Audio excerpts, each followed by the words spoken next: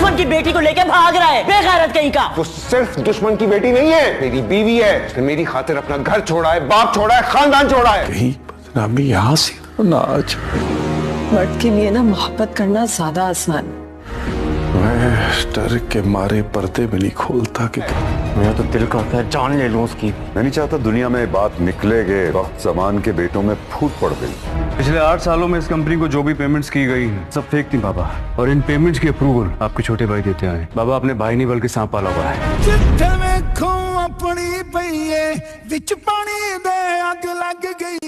औरत को नहीं होनी चाहिए, बड़ा भारी बोझ होता है कंधों पर खानदान का।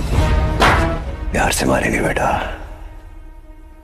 प्यार से गले काटेंगे। वजाहत समीर और समरीन से वादा करेगा कि वो उन्हें लेकर अलग हो जाएगा। अब वो ताजवर के पास नहीं रहेंगे।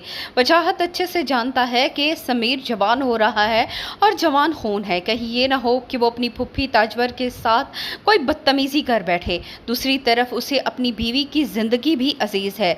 हमेशा ही ताजवर ने उसके साथ बुरा सलूक किया, मगर इस बार तो हद ही हो गई।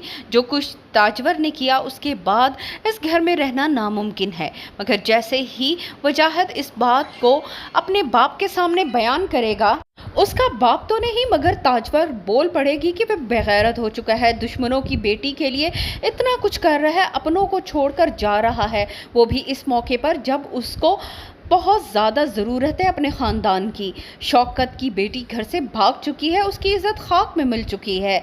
अब भाई भाई का साथ नहीं देगा तो कौन देगा। दूसरी तरफ शाह ज़मान और शेर ज़मान को जैसे ही मालूम होगा कि बदर किस तरह से उन्हें लूट रहा है, मगर फिर भी शाह ज़मान बेटे को मना करेगा कि ये खबर बाहर तक नहीं जानी चाहिए। शेर ज़मान अपनी तरफ से इस खबर को छुपाने की भरपूर कोशिश कर रहा है, मगर ये उसकी सबसे बड़ी गलती है, क्योंकि जो सांप उसने पाल रखा है उस सांप ने तो उसे डसना ही डसना है। और शेर ज़मान जो कि बाप को कह भी रहा है, मगर बाप उसकी बात नहीं मान रहा।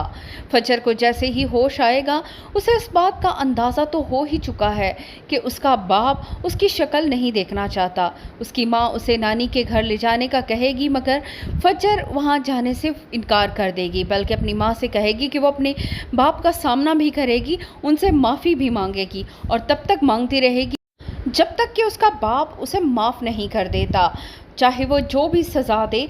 मगर अब वो घर छोड़कर नहीं जाएगी, बल्कि इसी घर में ही रहेगी।